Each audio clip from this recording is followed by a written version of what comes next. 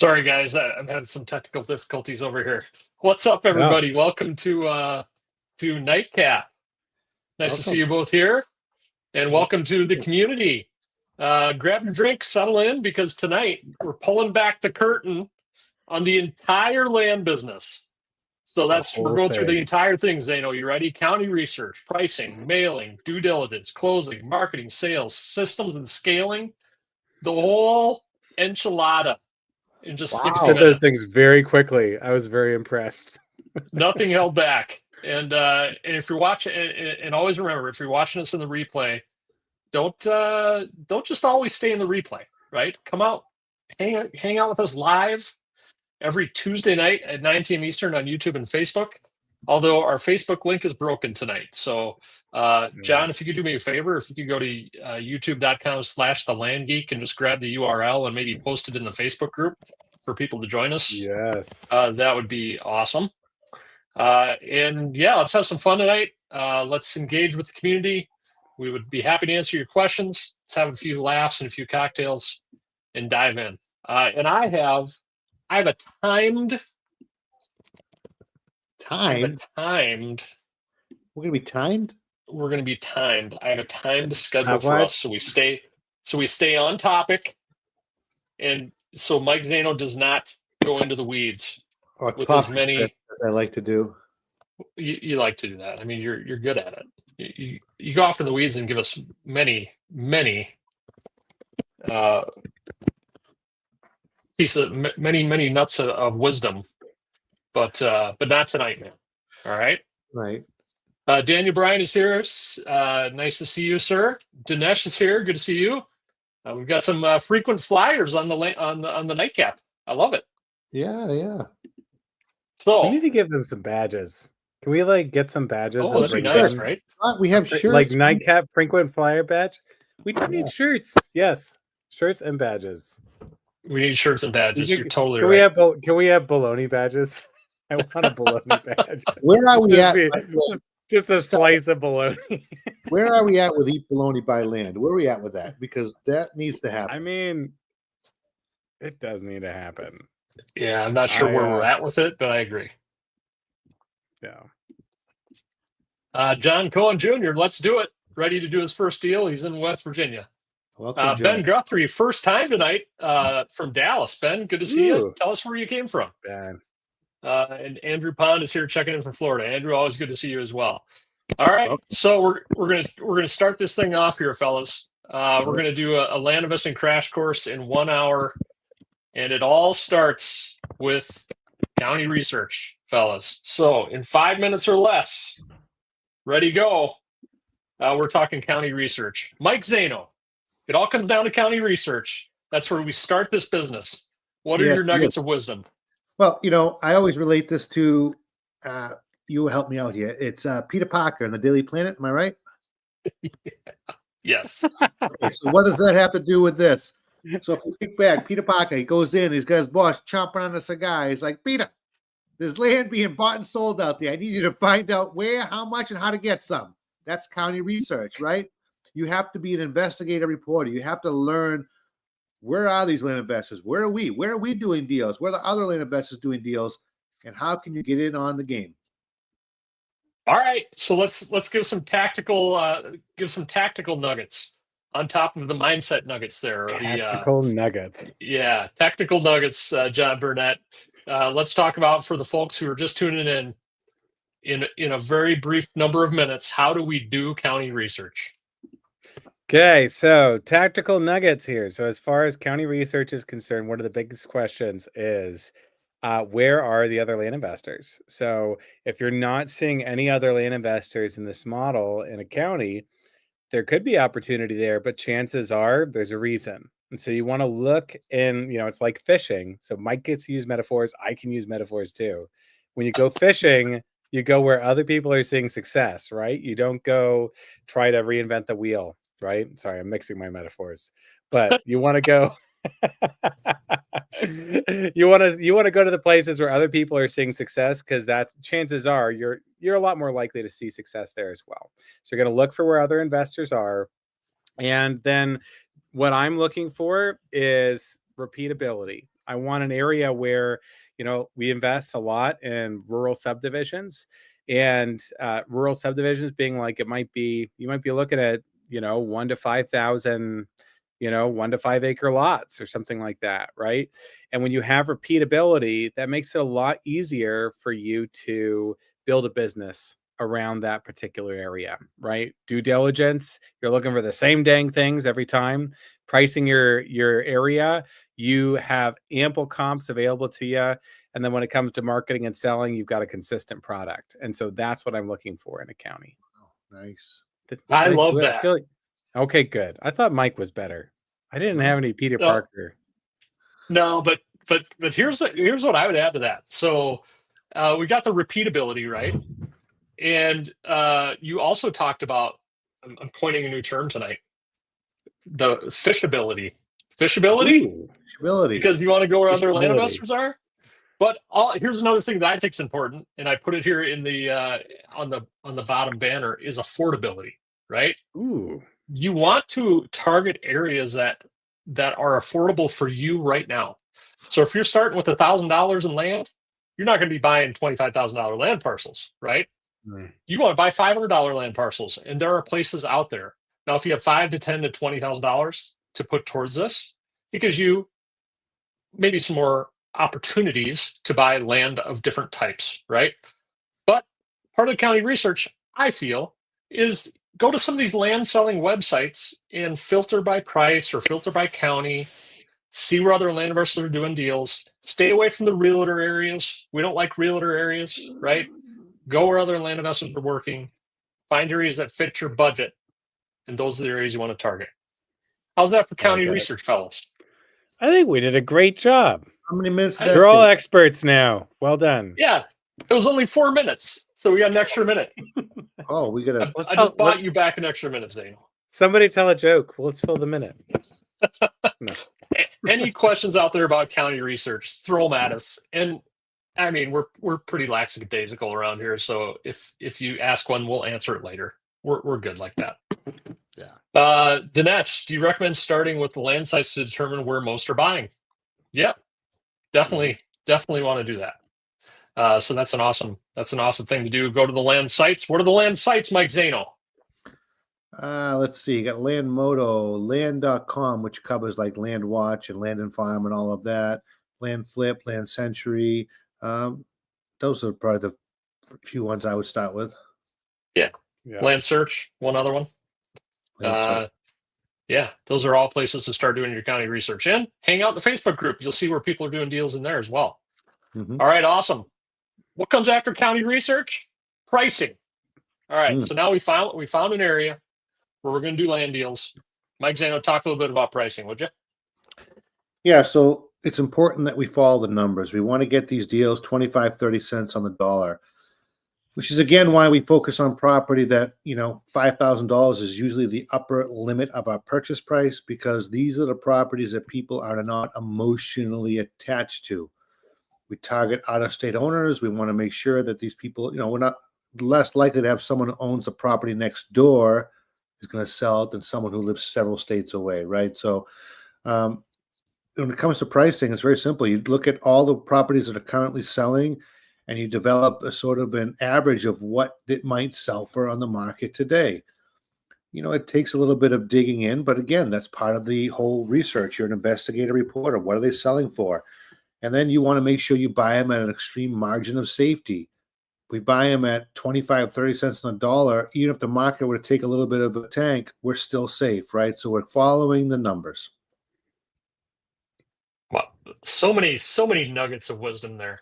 Margin of safety, follow the numbers.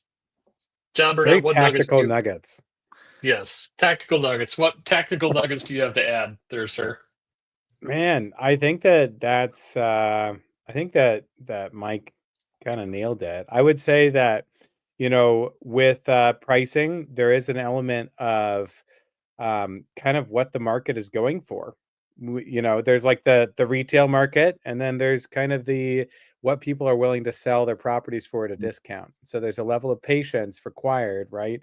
As you're finding out where that point actually is, as you're sending out your mailers, getting responses, collecting data, and figuring out that point. So. All right, awesome. Yeah, I don't have much to add to that. I think it's just a matter of, go to these land selling websites, do your county research, and create a Google spreadsheet for yourself for some properties. Get 10 or 15 values, and throw out the high, throw out the low, divide by 3, divide by 4, send out some mailers. That's the next part of this business. Well, actually, land acquisition is the next part of this business, right? And you can do it through direct mailing, but you can also buy land wholesale, and you can buy land arb. But Zano, how are we going to acquire land? That's the next part in this whole thing. We've determined where we're going to work. We've determined what the pricing is. We've determined what our buy box price is, right? Now, how are we going to buy land? How are we going to get some inventory? We need to make contact with the people who own the land, right? So we're going to send them letters, and we're going to send them actual offers. It's called a blind offer, not a neutral letter. Some people out there in this space like neutral letters. I think blind offers kind of flush out the people that really want to sell, as opposed to the people looking for a free valuation. Mike, define blind offer versus neutral letter for those people just chiming blind in. offer is, I will give you $1,200 for your property. Neutral letter, I'm interested in your property. Reach out to me if you want to sell. Mm-hmm. John Burnett, you don't like neutral offers. Why do you like blind offers? Yeah, so I think that with blind offers, it works for us because of the repeatability, right? With repeatability, when you've got a consistent property type, you kind of know what you want to pay, right? The only time I would send a neutral offer would be if I have no idea what I want to pay, right? Like you're hitting a giant area, and we just don't do that. That's outside of the model, right? And what it does is, if you send out neutral offers, you get a lot of responses, right? But you're looking to buy properties that are, let's say you want to buy a property that retails for $4,000, and you want to pay $1,000. You get a lot of people reaching out to you and saying, actually, yes, I am interested in selling. The price is $7,000, right? And so you get just a lot of tire kickers. It wastes a lot of your time. And really what we're about is, the 80-20 rule. Let's spend our time on the 20% of things that yield the 80% of results. And that scales. You can send more mailers, right? But when you're just you don't want to waste too much time on each deal that you do. So. Yeah, I love that. I mean, you guys both touched on it. We send out a true dollar offer amount in these mailers, right? And you're right, John. It saves us so much time when people get the offer in their mailbox and they opt into communicating with us, and they accept our offer, or they counter offer, or they say, up your cubit, right? Sorry, that's never heard that phrase before. A cubit. I'm gonna tell a story. My middle school science teacher, I'll never forget this. So back in the Middle Ages, they had a unit of measurement. It was called a cubit. The cubit is from the tip of the elbow to the tip of the middle finger, and that's how you would measure things. Kind of interesting though, Mike, right? Because my cubit is different than your cubit. Anyway, so he did this funny thing in class. Mr. Bierke, I'll never forget the guy. Love the guy. He would just say, up your cubit. So anyway, up your cubit. I like that we're integrating inside jokes from Scott's childhood. We're going off the rails tonight. We're going off the rails. Isn't Cubit an old game where you jump on top of like little blocks? That's Cubert, Mike. Yeah. Cubert. Very similar. Not Cubit. Cubert was the best game ever. Ever. It was the best game ever. But in any event, back to the mailers, right? We show up in folks' mailboxes, and they get an offer on their land, and they think, oh, look, Mike Zano offered me $1,200 on this property today. Yeah, I'm good. And then Scott mails them next month for $1,500, and they're like, ooh, Scott's offer's a little bit better. I'll keep that in mind. And then John sends them a letter a couple months later. John's offers 1,400. And they're like, yeah, you know what? I actually would like that money. So I'm going to raise my hand and contact John. Saves John a lot of time, right? Because he's getting a qualified seller in his email inbox or via phone or that type of thing. So that's why we love blind offers. I always thought there's a little contradiction in terms there. Blind isn't really blind because you're actually giving an offer, right? So it's see. I felt that contradiction myself, but you're right. Yeah. I think we should come up with a different term for it. We can call them visual offers. Yeah. Like I don't know. true dollar offer amount. We'll come up with a word. Stated for it. offers. Top dollar. So yes, Juan, the model Land Geek uses is blind offers exclusively. Yes, that is our model. We love it. And welcome, Juan. We were talking today. Great to see you here. Nice. Good to see you, Juan. Here's a question from Ben. Do you step one county away from where most are buying to reduce competition? That's a great question. Who wants to field that one? I guess it depends on the county that's one county away. Like one thing I think it's important is that like these counties are big, right? Like, I mean, a lot of when you're dealing with subdivisions with thousands and thousands and thousands of property, there's room for competition, right? So that's one thing to bear in mind. And what you don't want to do is feel like you have to go one county over and go over to a county where nobody's fishing and there's nothing to do, right? So I can think of some counties that work with the model that are neighboring each other, right? But what you want to do is you don't want to veer away from working where people are actually seeing success. Right. I concur. The first concur of the night. and the whole reduced competition thing is Ben, it's just a different world, right? It's not like investing in homes. It's not like investing in duplexes, multifamily homes, that type of thing, because the competition is just so much less. So you'll see in the land geek community, a lot of us are just really transparent with where we work. I mean, John, you, Mike, and myself, I know are all in probably a couple similar counties. And that doesn't scare us away from working in that county, because in some of these counties, there are over 50, 60,000 vacant land parcels, right? Huge opportunity. You do the math, the numbers add up that, the numbers are just in our favor. They're completely the opposite of what's going on in the other traditional real estate market. Yeah. Awesome. So we've covered county research. We've covered pricing. We've covered mailing. We haven't really covered how to get a list. So we should probably talk about that quick, John. How do we get a list of people to mail to? How do we get a list of qualified sellers? So what you're going to do is use a data provider, right? It's the quickest and easiest way to build out a list. Zamplo is one that we've had on the podcast here, and they're great. So you could use them. You can also go directly to the county and build a list. It just takes a lot more of your time. And so with a data provider, you can effectively, like if you've got an area that you want to target, you can use this data provider to zero in on exactly what you want, right? This is the county. These are the parcels. You can draw a little box around the area that you want to mail to and narrow that down as much as you want to just those pieces of land that you actually are interested in buying. So that's awesome. Data providers, they're a gift from heaven. Right? Compared to 10 years ago, we didn't have data providers. It would take forever to compile a list, get a list from the county, scrub the list down from 25,000 records down to a few hundred that you can mail.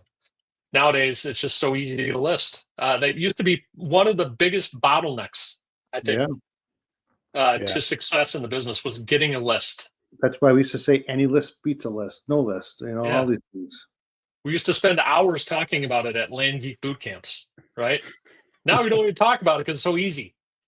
So there's tons of ways to get a list. I think the other thing that I would just mention real quick before we get into like how do we buy these properties is there are other ways to buy land, right? You can buy land through mailers, obviously, which I prefer because when you buy at a deep discount through a mailing, then it gives you opportunities or it gives you options, I should say. When we buy at a deep discount through mailing, we can sell retail cash, We can sell owner financing. We can sell wholesale cash, right? So I love buying through mailings. However, there are other ways we can buy land. One is wholesale from another land investor. Mike Zano, you were a wholesaler to begin with. A lot of people bought land from you. Why? A lot of land investors bought land from you. Why? Yeah, they don't have to pay for the mailing expense, and I gave them a great deal. It's quick, it's easy, it's efficient, it works for both of us, and yeah, it's just a simple way to get in the game. Or if you're already in the game, to continually have the land you need for your customers. Yeah, and like you said, you're maybe not getting it at 25, 30 cents on the dollar. You're maybe getting it at 40, 50 cents on the dollar. But like you said, you're not having to mail, right? Right. And for a lot of beginners, when you send out a direct mailing campaign, it takes a number of weeks to start getting responses. Right. So in the meantime, what they might do is acquire a property wholesale in the county that they've chosen. Yep. And then, John, we've talked land arb a lot on this podcast, but land arb is another great way to acquire property. So explain that for the viewers real quick. So land arb is when you buy land on a payment plan from another land investor, and then you can sell that same property on a payment plan, right? When you net everything out, those holding costs are extremely low. And so with that, basically the general rule of thumb with land arb is that you're going to be buying it for about half of what you would sell it on terms, right? And so if I bought a property, let's say $100 a month, or $100 down, and say $100 a month for 60 months, right? Well, I might sell that same property, for 200, 250 down, and then $200 for 60 months, right? And so my net off of that is $6,000. And if it took me a month or two to sell that, I'm only into the property for $100 to $200. So it's a great way to build momentum. Like any time that you have a capital problem, I've done it. I've acquired property dozens of times through land arbitrage, and I've done very, very well off of it. So it's a good way to maintain momentum if you don't have a lot of capital. Also a great way to just test out a market, see what you think about it, see how you do marketing in that area. Love it. Love it. Thank you, John, for those nuggets of wisdom. The tactical nuggets. Bob Hearn says cubits were the units of dimension for Noah's Ark in the Bible. I forgot that. But very true. Was it 600 cubits? I'm trying to remember. I read this around the table with my kids recently. But now you know what a cubit is, John. Oh, I knew. It's the elbow to the middle finger. Oh, man. I love it. All right, awesome. So we're looking at acquiring land. We got a little bit ahead of ourselves, though, right? Because before we acquire the land, I mean, we do have to mail. We do have to find properties to buy. But due diligence is really key here, right? So before we just go out there and buy a property, sight unseen, we need to do our research. We need to do our good due diligence on these properties. So Mike Zano, you're going to spend just a couple minutes talking to us. I know you love due diligence. Just keep it simple, man. Due diligence. Well, I want to say hi to Dr. Bob first. I'm happy that he's here watching with the kids. Hey, Bob. Dr. Bob. Bob. Yeah, Dr. Bob is here. Due diligence. We used to target properties that were strictly delinquent in taxes. Now we realized, I think that, I know that we were shutting out a big part of the market. Many people in these areas where we buy property, well, they like to pay their taxes, even though they don't want the properties anymore. So we mail everyone, and the due diligence is our way. One part of that is uncovering whether or not there are taxes owed. And if there are, for example, if I offered $1,500 on a property, they owe $300 in back taxes. No problem, Mr. Seller. I'm going to take care of that. I'll pay you $1,200, and I will pay the $300 in back taxes. We take care of that. So it's really us taking a look. One part of the due diligence, one major part, is us taking a look at, what is owed on the property, if anything, in taxes, and then also just double checking if there's use, because again, we want to make sure we can have these be attractive properties to the end user. So there has to be some sort of use. What can be done on these properties? I think that's the first starting point. Yeah, I think of due diligence kind of in two ways, right? You have your characteristics of the property, that make it viable in the sense of, are there back taxes? Are there liens? Right? Are there any title issues with the property, or is there clear title? Is the chain of title clean for the last 20 to 30 years? Right. And those are all of the really kind of minute details that we get into in our due diligence that qualify the property. Is it a green light property, right? And then we have property characteristics, which I know, John, you explain property characteristics really well. So talk about that part of due diligence. Yeah. So when it comes to property characteristics, generally, like for me, the core things that I'm looking for within a property is I want there to be access, right? First is I want there to be legal access to the property, right? I'm not really interested in landlocked property. And then I want there to be physical access to the property. So not just, when you look at the map, you see a road. When you turn off the little road, can you actually see that there is a road there, right? And so I want there to be access. I like there to be the ability to build, ideally. And so that means, from a zoning standpoint, can you build on this property? And then also, like, is it a 60% slope? If so, building might be a challenge. You might be like living in one of those little hammocks that you nail to the cliff wall. But so I think that that's important. You want to make sure that, it looks like it's potentially buildable. And then recreation. Can you camp on the property? Right now, I'll buy property where one of those three things isn't necessarily in place, but I generally want the other ones to be strong. So those are the things I look for. You might, I'll look at the property, kind of zoom out, right? Does it look like there's a giant trash pit on the property or neighboring the property or something like that? If so, those are, potentially some warning signs. But those are typically the things that I'm looking for. Is I'm thinking about my end buyer and my ability to sell to them. Nice. I love it. All right. Well, I think we touched on due diligence pretty well there. I think the only other thing I would add is if Zano sends out a direct mailing campaign, he starts getting all these accepted offers, and maybe he's getting more offers than he thought he'd ever get.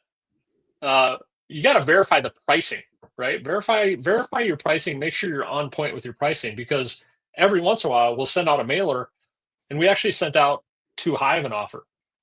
And that's sometimes correlated with a really high response rate, or we'll send out too low of an offer, which is oftentimes correlated with a lower response rate. So it's really important to trust and verify your pricing in the area. You may have looked into the pricing a month or two ago when you mailed this area, but you need to look into it again and just make sure that your numbers are tight on these properties, right? Because negotiation of price does occur in this due diligence phase prior to closing. So I think that's the only other thing I would say. How many times have you guys had cut your offer in half and had them accept? Like a lot. I mean, and it's just like, hey, no offense, I just can't because of XYZ. If this works, that's great. If not, that's fine. And I've had a lot of people move forward with that. Sure. I think the message here is listen, the market is talking to you, right? Either loudly or quietly, but it's talking to you. The market whisperer. The market whisperer. Do you guys believe it's only been 32 minutes? Yeah, we're almost to the back half of the business. So yeah, we're getting there. That's great. We're getting there. Hopefully this is helpful to everybody. Throw a comment in the chat. Is this helpful? To give kind of a broad overview of the business. We're trying to fit as many technical details as we can into 1 hour.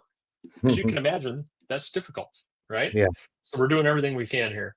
What tools do you use for determining pricing? So that's a great question. What tools? Are we using tools? Are we more manual with it? Do we maybe delegate this system out? What are your thoughts on that, John, for pricing? I would say for pricing, I'm looking at comps, right? And so comps help me determine what things are going for, and that helps me understand what my margins would be when I sell this property. And so generally I'm going to land sites, and I like one that I use sometimes is land.com. Land.com has a searchable map, so I can zoom right into where, like on the due diligence side, I can zoom right into where the property is. And then I can run a little search in that area and see what other people are selling their properties for, and just see what competition looks like in that specific area. So that, I think land sites have been my most helpful tool. All right, awesome.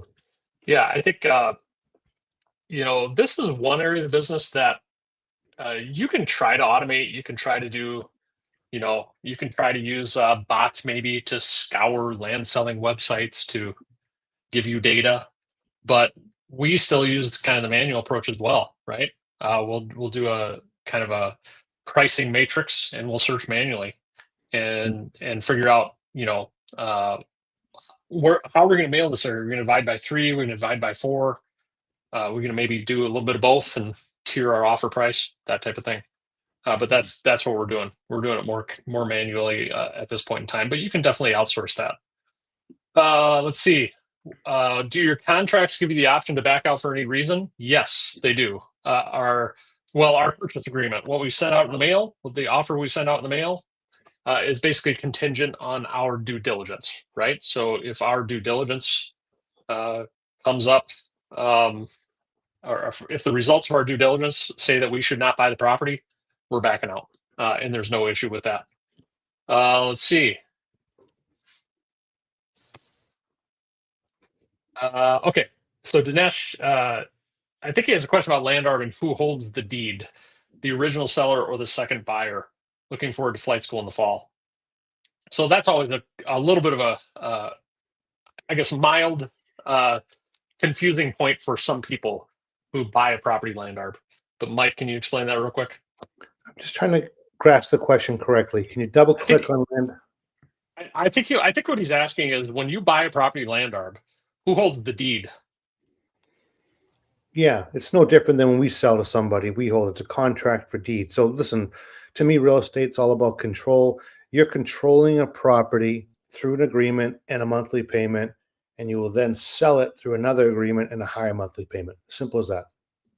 But if you're buying a property from me on land arb, the deed's in my name, the land contract is in your name, Mike, and then you can assign the property to another buyer. Yeah, absolutely. Right? All right, cool. Concur. You concur. The second concur of the evening. We're tied. Juan says it's very helpful. Well, very good, Juan. I'm glad to hear that. Andrew Pond, I've seen lower prices on Zillow for sold land as compared to land sites. Is that typical? And which prices are more accurate? That's a great question. I don't know. I mean, that's price vary, for sure. So, yeah, go ahead, John.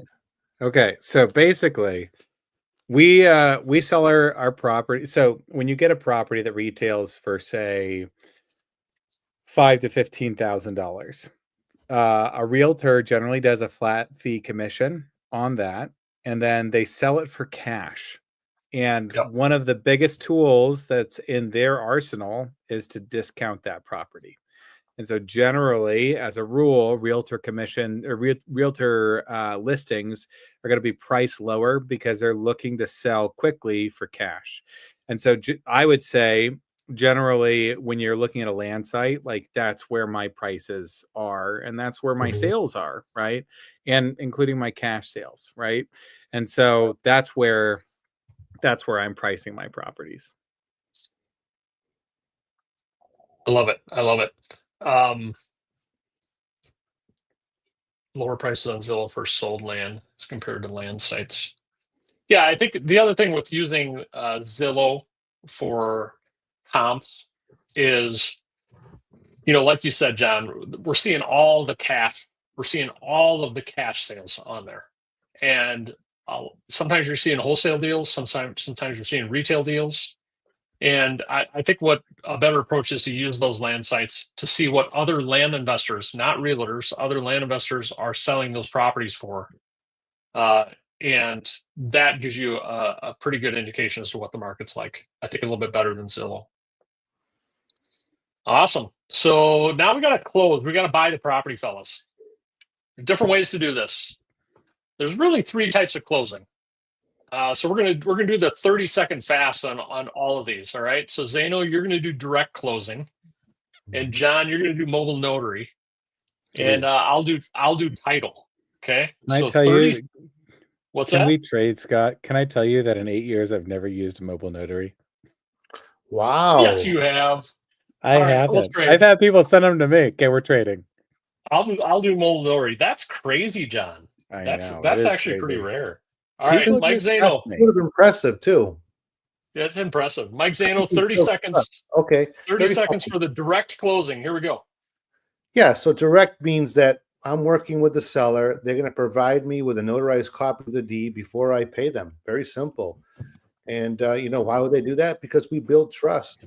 And here's the thing: if they send you a copy of the deed, photocopy notarized, you can record that online, and then you can turn around and pay them, so you know you're safe, and you're going to keep the transaction safe.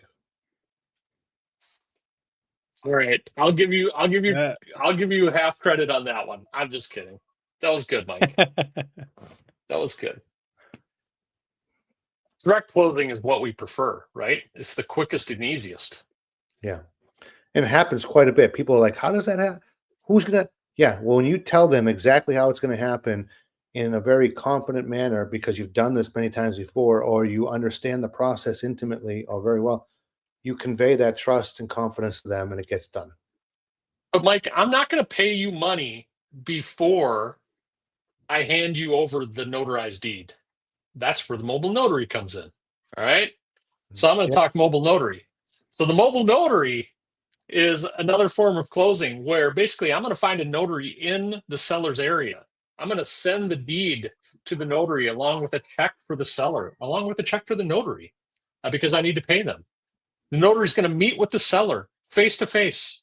The notary is going to get them to notarize the deed, and after they notarize the deed, the notary is going to hand them their check. And I'm going to have the notary scan me back the documents electronically, and then also send me back the documents in the mail, and then I will record them. Oh, my timer's gone. Where'd it go? I guess I just beat it. I just beat the 30 seconds. John Burnett, I can't believe you've never had to do a mobile notary. I know. I can't believe it. That's crazy.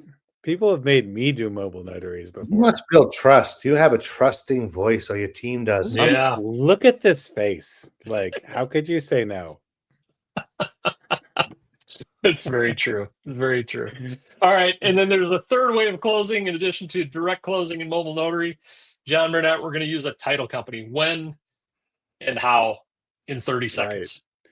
So title company you're going to use if it's a bigger investment. So let's say you're investing $7,000-8,000 in a property or something like that. You might close through title, and then that gives you an extra level of confidence that the title is clean and that there's no issues there. What the title company does, you send them your purchase agreement, and they basically do a level of due diligence on the property specifically surrounding the title. They make sure that all of the people who said they could sell the property could sell the property. They check for back taxes. They check for liens. They check all of that stuff. And then they make sure that everything lines up in the closing. And then the closing, they handle themselves, right? So with the closing, what happens is they acted as a disinterested third party. And so you are going to wire your funds to the title company. The seller signs the deed that the title company prepares, sends it to the title company records the deed, and then gives the seller the check. And so it's basically just out of your hands at that point. I love that. I want to get a T-shirt that says "disinterested third party." Are you gonna wear it to these calls? Yeah, right. Third party. Exactly. Oh my gosh. I like that terminology, John. That's a good one. Yeah, thank you for covering the title company. I've used a title company, I don't know, 10 times in 10 years. Wow. Something like that. What about you, John? A little more than that? Yeah, I would say more. I mean, I lean really heavily. I've got like a title company that's kind of been in my corner anytime we have a question. And so it kind of makes me feel like I'm closing through title even when I'm not. So Ooh. it's great. Wow. Yeah. But that's when you know you've arrived, when you I have know. title company people in your back pocket. Yeah. Just Sometimes helping I you out send with them land brownies. Yeah. Awesome.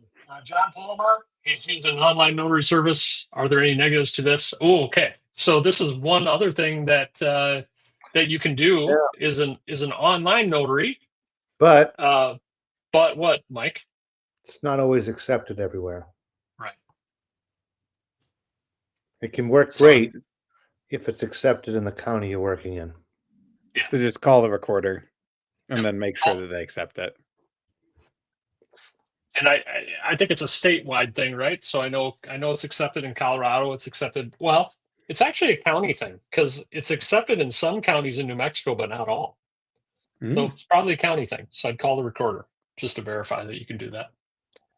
But that may be an option for a seller who lives maybe in a rural area that can't get to a notary, but they have computer access.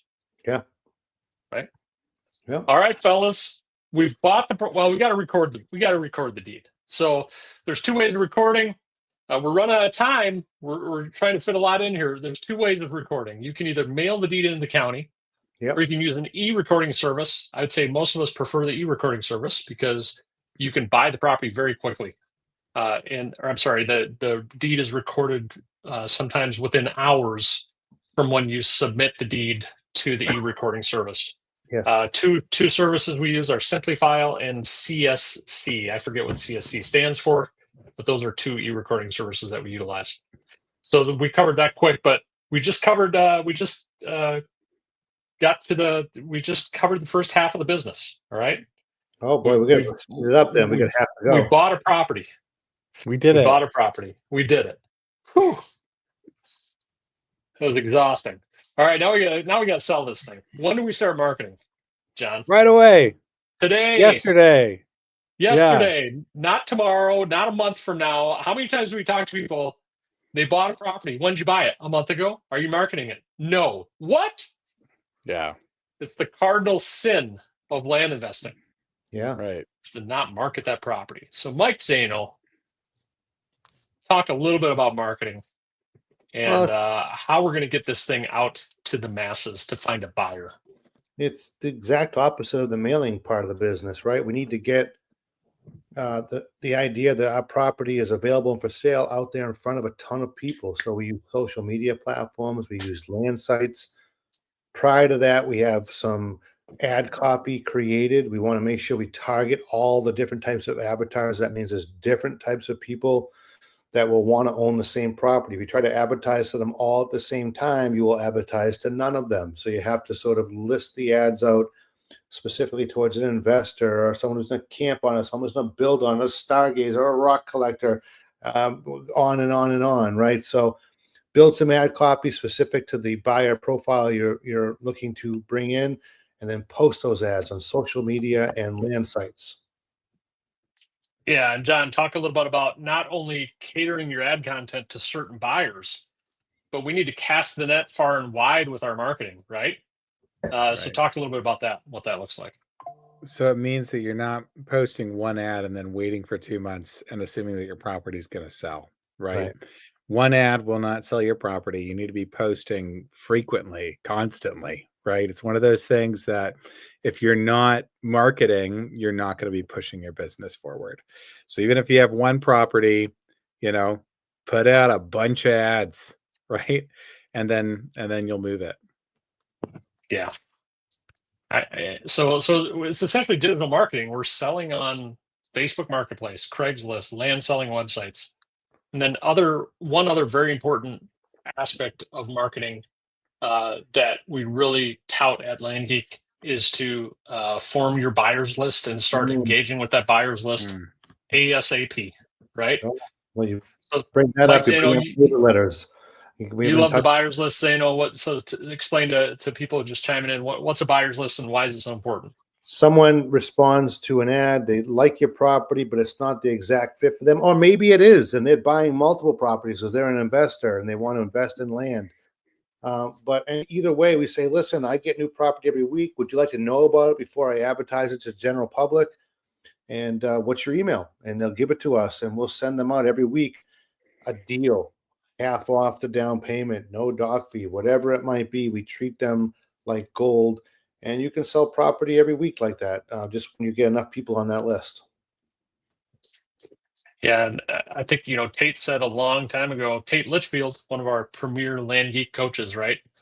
The buyer's list is really the only thing that you own. It's the only thing at the end of the day you can count on, because Facebook Marketplace is unpredictable. Craigslist is unpredictable. The land selling sites are a little more predictable, but they're a little bit more expensive. That buyer's list is, I mean, in essence, it's free. I mean, it's just email addresses and phone numbers and contact information that you've collected since the beginning of your land investing journey. And I still have people on my buyers list from 10 years ago who look at the emails, right? And some of them eventually convert, some of them don't. John and Mike, do you ever get those emails from people who are like, I love your emails, keep them coming, but they've never bought land? Have you ever gotten those? Yeah, I think so. Yeah, email friends. I don't know that I got. I actually, now that I think about it, yes, we do. Yeah, it's kind of weird. I love looking at your properties. Keep the emails coming, but they've never bought anything. Interesting. Oh, look who's here, Jeff Storley, the man. Jeff Storley. He's giving Zano a compliment. Look at Jeff, I know. Yeah, the Tony Stark glasses. I know. I was thinking we should put out a poll and see how many people thought this was just some kind of a video filter on Mike's camera. These are real. What it is. They look a little bit virtual. I don't know what it is. Yeah. But you look very sophisticated, I must say. I'll take it. Yeah. All right. So now we're marketing the property on all different platforms. And we got leads coming in. We're cultivating the leads. We're nurturing the leads. We're having sales conversations. We got to get people on the phone, right? This is a very important thing. Leads are coming in. Ask them a few open-ended questions. Engage with them. If they're interested, get them on the phone. Say to the person, Larry, so glad to hear you're interested in the property. Like, are you comfortable continuing this via text message, or can I just give you a call quick? And I think really most sales do occur on the phone. Would you guys agree? Yep. Yeah. It's an important. We didn't touch on it in the acquisition side too. You got to get on the phone, both to buy and sell property. Right. Yeah. And take payment on the phone even, right? Which is sometimes a little bit intimidating for some people, but we actually took it down, or my sales assistant today took a doc fee over the phone. I'm like, awesome job, Sebastian, right? Pretty cool when you have people in your corner helping you out that can nurture those leads, have those sales conversations on the phone, and close properties in real time on the phone.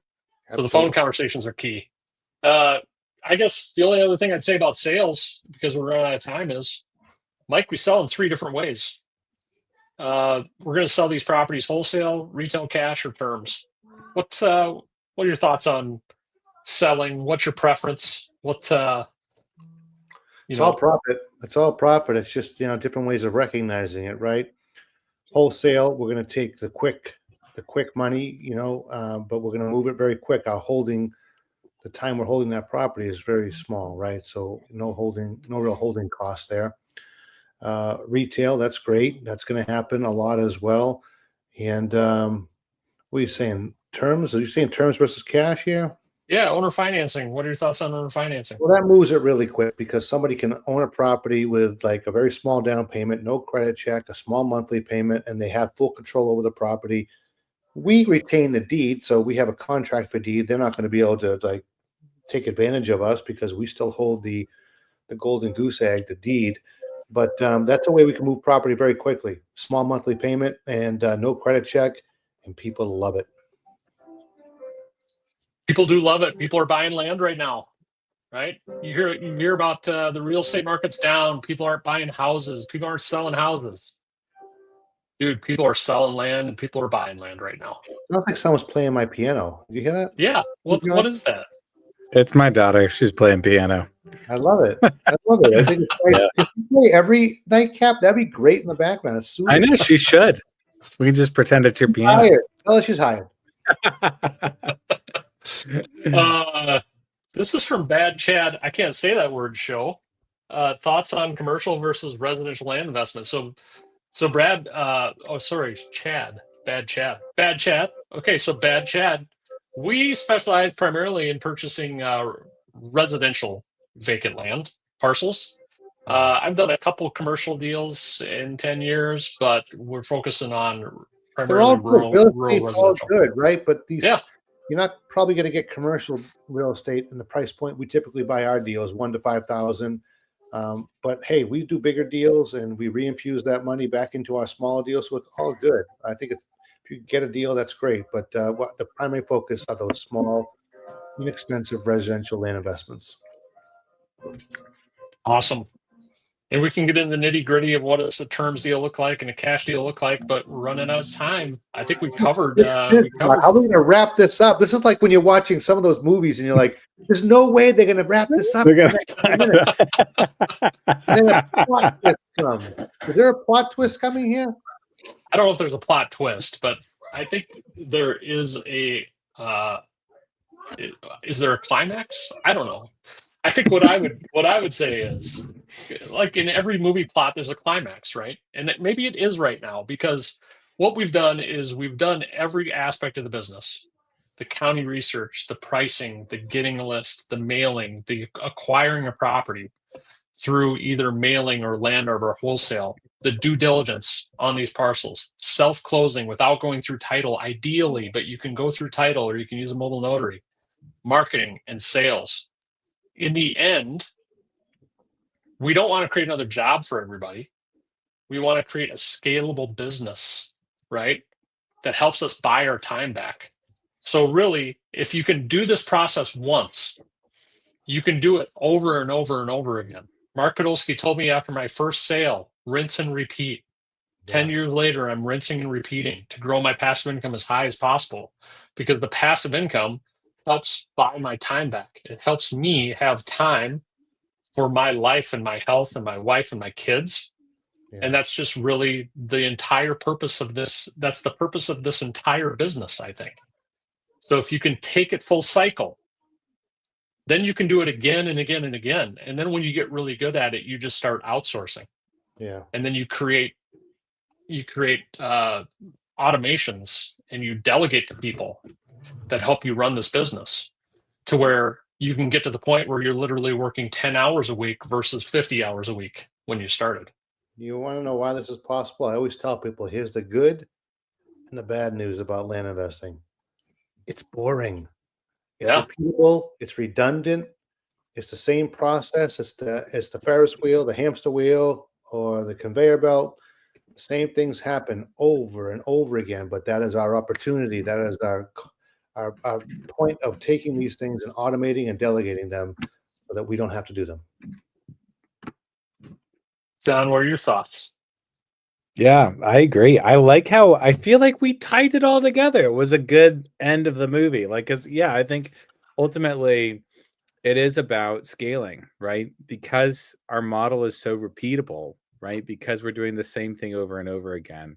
You can take things off of your shoulders and give them to other people and give them to other tools and actually free up your time. And you're just doing it, like you said, Scott, again and again and again. I like that. I feel like we were at risk of having a Stephen King or an M. Night Shyamalan ending. Horrible. Because they lead you. They have these great storylines, and then it's like, that's the ending? The ending lets you down? I want to have an M. Night Shyamalan ending to our episode tonight. Yeah. It's all just a dream. It's great. It's all a dream. Oh, man. Oh, yeah. So I think too, like, it's so hard to cover all of this stuff in 1 hour, right? We can spend an hour on each of these. We spend multiple hours on each of these topics.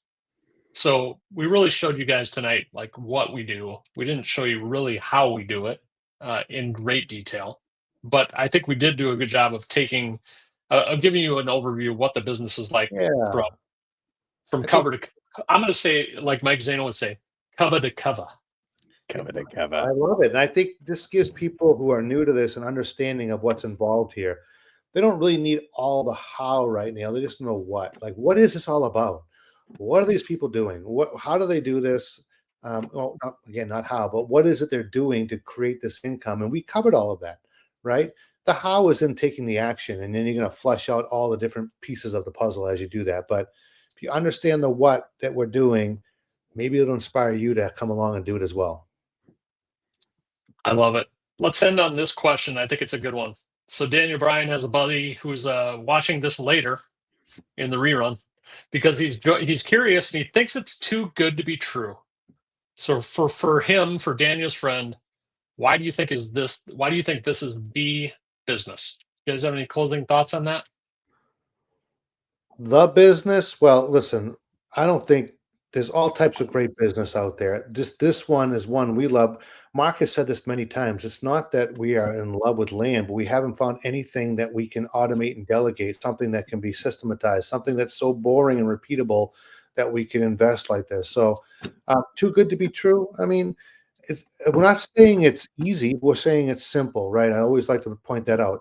It's a simple process, but listen, Daniel, your buddy or anybody who wants to do this has to stick to it. So really, that's difficult. You could tell them, hey, it's not that hard to be in great shape. You just got to go to the gym every day and eat right. Why isn't everybody walking around jacked and thin, right? I mean, it's because it's not easy. It's simple, but it's not easy. Love it. What about you, John? What's your advice be? I mean, I was going to say the same thing. Like, I mean, I concur. I concur. But yeah, I mean, it is the kind of a thing like, I mean, especially in those early months, it's kind of a grind, right? I think less so than when we all started because there's a lot more automation and tools available than there were back then. But at the same time, like, it's you're putting in the time and the energy. It's not easy. It is simple, right? But it's not easy. But it does build, right? If you're persistent, if you follow the recipe, if you put in the hours, this works. Say it, Scott. Demonstrably. Demonstrably? Yeah. Demonstrably. I think that was Forbes' word back in the day. Oh, yes. Our old refill guy. The refill guy. How you doing, Forbes? We love you. You're out there. Yeah, and I think what I would say to your friend Daniel is I don't think there are many investment models out there where you can buy an asset at a deep discount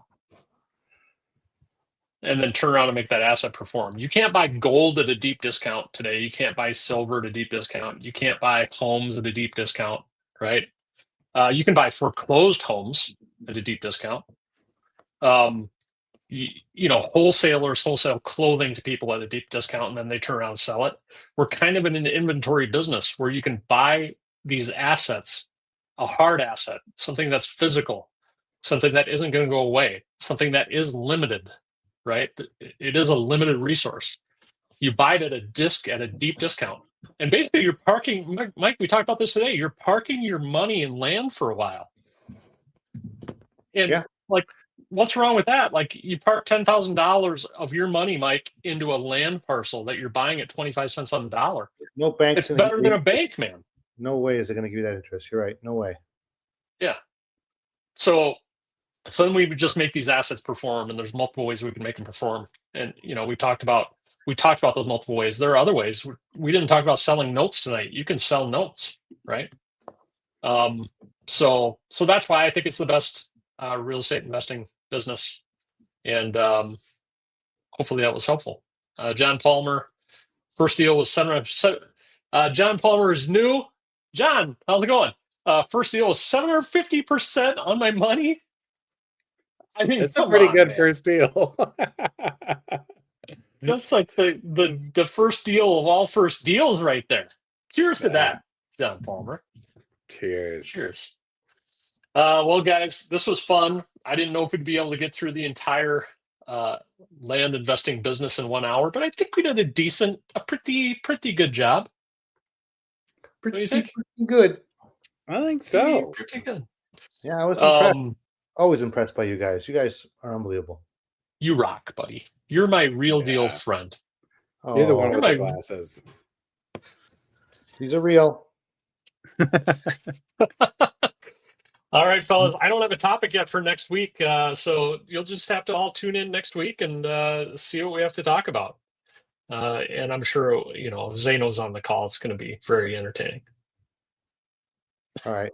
Thanks all for coming, especially all the first-time listeners. I'm happy you guys are here. Hopefully, in closing, Scott, John, I always tell people what I think is awesome about this show truly is that it shows people that anybody can do this. We're just regular guys, right? We just want to, maybe I don't speak to you, maybe John's story does, maybe Scott's does, but we're just regular guys doing something over and over again, and you can do the same thing.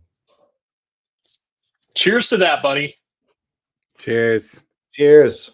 Love you guys. We'll see you. I'll see you in person soon, just 2.5 months away at the Dirt Rich Summit, first weekend in November. We're going to be in Austin, Texas, everybody. So if you guys are interested in joining us, that would be awesome. You guys have a good night. John? Cheers. Oh, I was just going to see if we're going to wear our tracksuits. Probably. That would be appropriate. I'm happy we got through the whole show without you saying hive mind. That's a win. That's a win. Oh, I love that term, the hive mind. I don't know why you hate it so much. Why did I bring it up? All right. Good night, everybody. We'll see you next week. Thank you. Cheers. Bye-bye. Ooh, that was tight. Bye-bye. I didn't know the cheers.